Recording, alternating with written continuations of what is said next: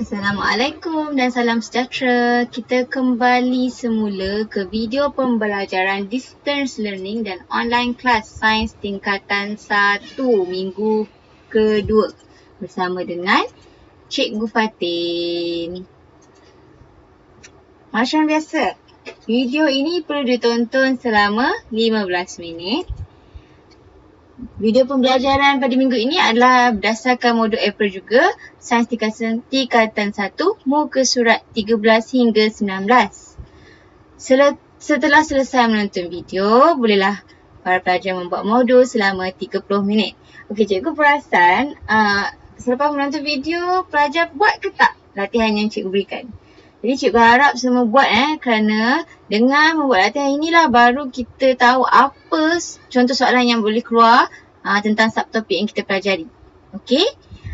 Alright. Dan apa-apa pertanyaan bolehlah ditanya di WhatsApp. Jangan lupa untuk like Facebook Master Max Tuition Center dan juga subscribe YouTube Master Max 2020. Sila buka modul sains tingkatan 1 masing-masing. Bab 4 pembiakan, dan hari ini kita akan belajar tentang pembiakan manusia. Okey. Minggu lepas kita belajar tentang pembiakan seks dan pembiakan aseks, betul tak?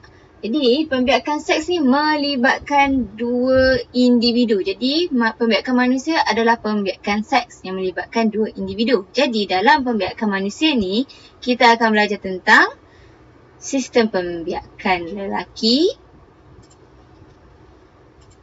sistem pembiakan lelaki, sistem pembiakan wanita, kitaran haid, persenyawaan dan kehamilan, perkembangan embrio, faktor yang mempengaruhi perkembangan fetus, kemandulan dan cara mencegah kehamilan. Okey, tapi pada minggu ini, video hari ini kita hanya akan belajar tentang sistem pembiakan lelaki, pembiakan wanita, kitaran haid, persenyawaan dan kehamilan. Okey. Kita pergi kepada sistem yang pertama, iaitu sistem pembiakan lelaki. Okay. Apakah fungsi sistem pembiakan lelaki ni? Berfungsi untuk menghasilkan, menyimpan dan menyalurkan sperma keluar dari badan. Okay, jadi pembiakan seks ni menyebabkan dua induk jantan dan juga induk betina. Jadi untuk manusia melibatkan lelaki dan perempuan, dan ini adalah sistem pembiakan bagi lelaki. Jadi jom kita tengok setiap struktur-struktur yang terlibat. Yang pertama kita ada ni, testis. Yang cikgu tunjuk ni. Ni adalah testis. Apakah fungsi testis? Menghasilkan sperma. Okey, lepas tu kita ada skrotum. Skrotum ni adalah bahagian kulit luar yang berfungsi untuk apa? Memegang dan melindungi testis. Jadi skrotum ni biasanya berada di luar adalah sebab apa? Untuk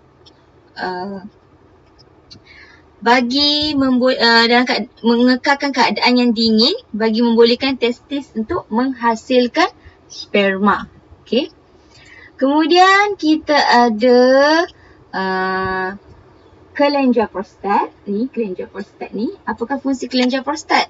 Untuk menghasilkan cecair yang berkhasiat untuk melindungi sperma. Jadi kelenjar prostat ni adalah di sini, terletak di sini. Cikgu tunjukkan ni. Ni adalah kelenjar prostat. Kemudian kita ada apa? Ductus sperma dan juga vesicle semen. Okey, ductus sperma ni kita ada dua satu sebelah sini. Jadi satu sebelah sini menghubungkan apa? Menghubungkan testis. Jadi apakah fungsi ductus sperma ni? Untuk menyalurkan sperma daripada testis ni. Kat sini kan testis tadi cikgu kata menghasilkan sperma. Menyalurkan sperma dari testis ke uretra. Nampak dia bersambung ke uretra. Sini adalah uretra. Okey, vesicle semen ni pula adalah berfungsi sebagai untuk merembeskan benda alih. Dekat sini dia akan merembeskan benda alih. Di sini untuk membolehkan sperma tu lebih lancar lah untuk dikeluarkan. Okay. Kemudian kita ada uretra. Apakah uretra? Uretra ni berfungsi sebagai menyalurkan sperma dan air kencing. Tadi ductus sperma ni, cikgu tunjuk ni bersambung dengan uretra untuk menyalurkan sperma, mengeluarkan sperma. Okey, kemudian kita ada satu fungsi iaitu menyalurkan air kencing. Okey, nampak tak ni? Nampak je. Cikgu tukar colour. Cikgu enter lah. Okey, nampak tak ini? Ini yang bahagian warna macam merah bata ni. Ini adalah pundi kencing anda untuk lelaki. Jadi, uretra juga menyalurkan air kencing melalui uretra. Melalui sini uretra ni. Okey. Air kencing dan sperma tidak akan keluar dalam masa yang serentak. Okey. Kalau awak melakukan perkumulan, yang hanya keluar adalah air kencing saja. Kalau awak melakukan hubungan intim, yang akan keluar hanya sperma sahaja. Jadi, yang terakhir sekali kita ada zakar. Zakar adalah yang bahagian luar awak tu, organ sulit lelaki awak yang akan memindahkan sperma ke dalam faraj. Jadi, ini adalah basically sistem pembiakan lelaki. Okey, jadi cikgu kata tadi, induk jantan akan menghasilkan sel gamet. Tengok apakah sel gamet sistem pembiakan lelaki. Sperma. Ini adalah bentuk sperma. Sperma adalah sel yang terkecil dalam badan manusia. Jadi sperma ni berfungsi untuk mempersenyawakan ovum dan membentuk zygote. Ovum tu adalah sel gamet betina.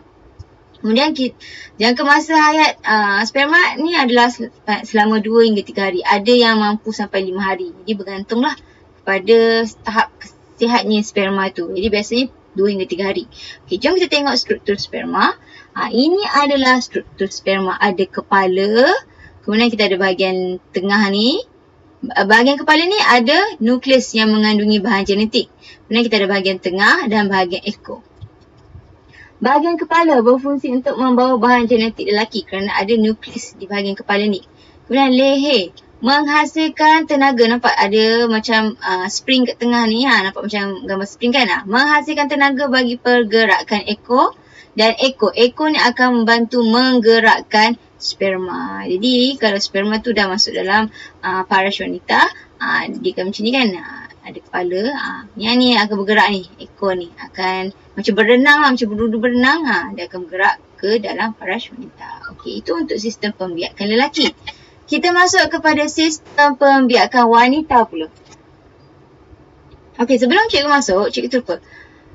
Okey, apakah yang berlaku pada lelaki apabila telah akhir balik? Jadi, bila seorang lelaki tu dia dah ada sistem yang matang, sistem pembiakan lelaki yang matang. Jadi, pada umur sekitar 14 hingga 16 tahun akan berlaku perubahan emosi dan fizikal.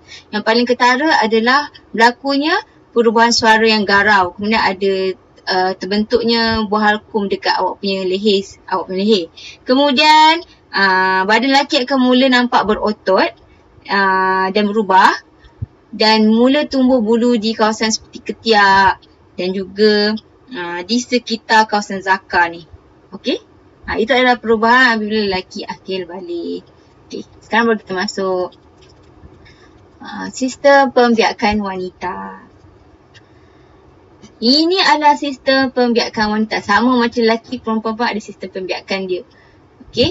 Jadi, yang pertama sekali kita perlu tahu adalah ni, ovary. Apakah fungsi ovary? Yang pertama, menghasilkan ovum. Jadi ovum sel gamet wanita ni terhasil daripada ovary. Kemudian ovary ni juga menghasilkan hormon progesteron dan hormon estrogen wanita. Okey, daripada ovary ni. Okey, selepas penghasilan, akan berlaku pengovulan. Nanti kita akan belajar. Ovary ni akan melepaskan ovum. Nampak? Dia akan melalui apa? Tiub falopio. Okey, dua-dua ni Jadi, ovary ada sebelah kanan dan sebelah kiri ada dua. Jadi, ovary ni akan dilepaskan. Nampak ni nak pegang cikgu dan pergi ke tiub falopio. Apakah fungsi tiub falopio? Menyalurkan ovum kepada mana? Kepada uterus. Ini adalah uterus. Uterus adalah berfungsi sebagai tempat perkembangan embrio. Di mana bila berlakunya persenyawaan, ovum disenyawakan oleh sperma.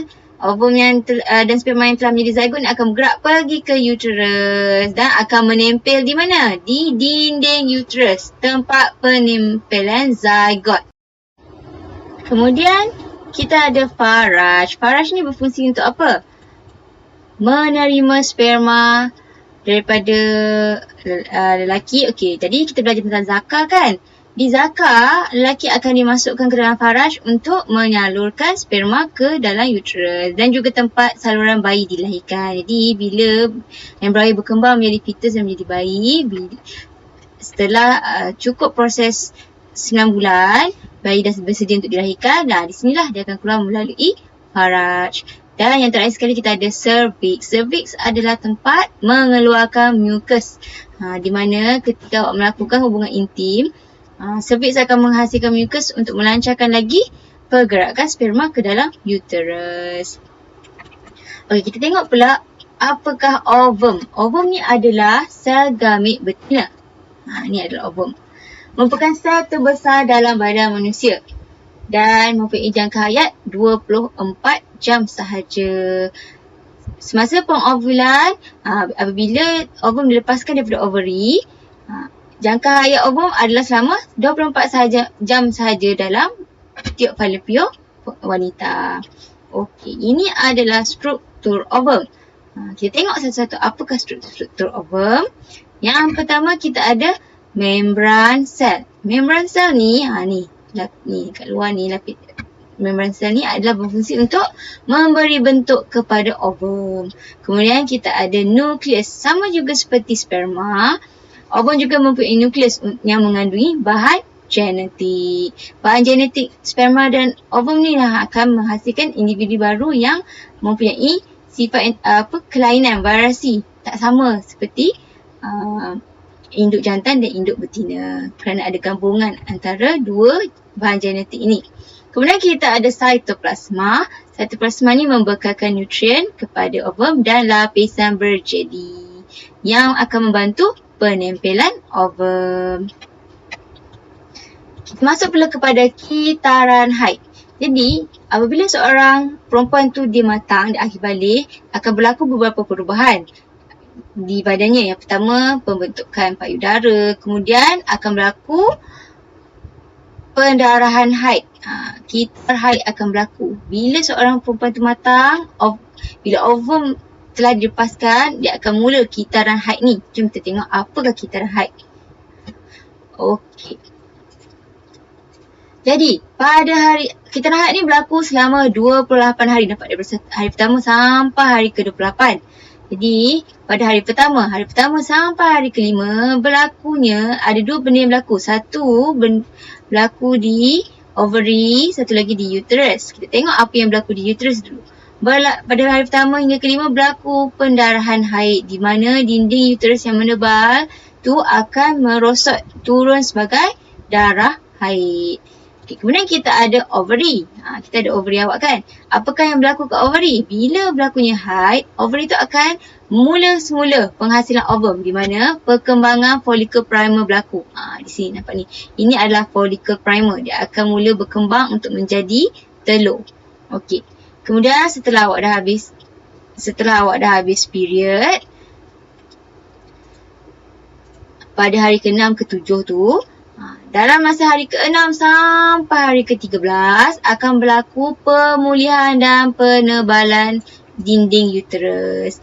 Awak dah pulih daripada keguguran darah haid tu, dinding akan mula untuk menebal semula. Dan apa yang akan berlaku dekat ovary? Kematangan follicle graph berlaku, nampak? Tadi Cik cakap kan, follicle primer ni dia berkembang, dia dah jadi ovum dan menghasilkan ovum. Okey, dia akan berkembang menjadi matang, nampak? Follicle matang.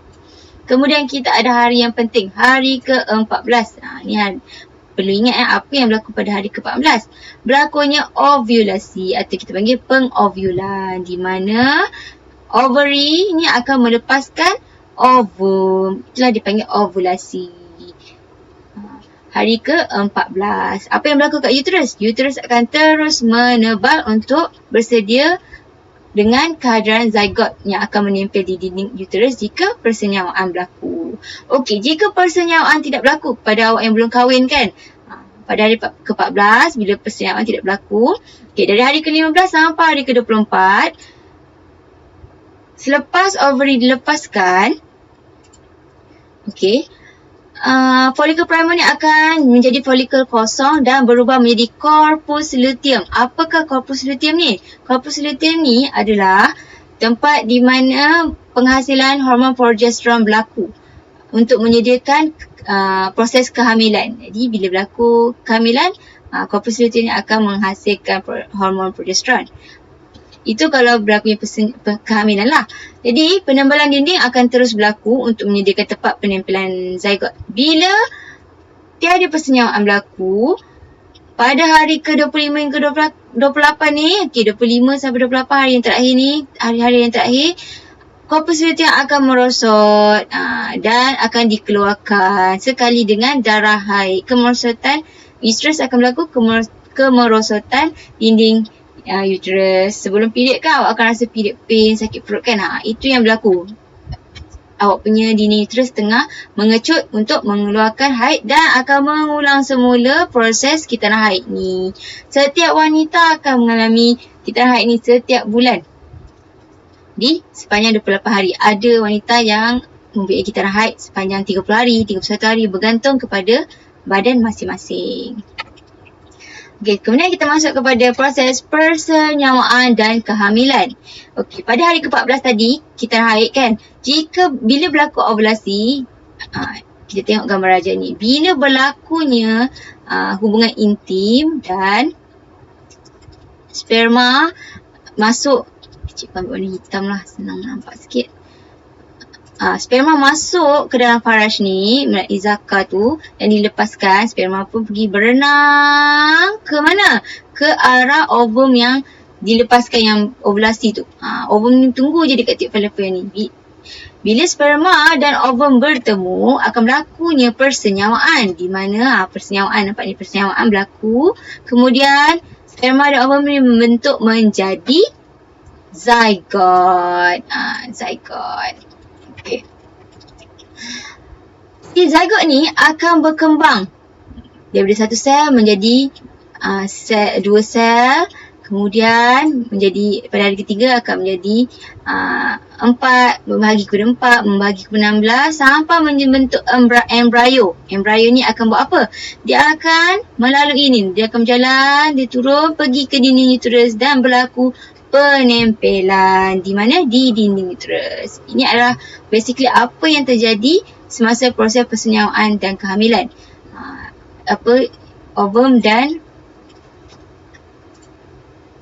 Ovum dan sperma bercantum, persenyawaan berlaku, kemudian membentuk zygot. Zygot akan membahagi sel sampai membentuk embryo, dan embryo ni akan turun ke uterus dan menempel dan membesar menjadi fetus. Jadi minggu depan kita akan masuk bagaimanakah perkembangan fetus berlaku. Okey.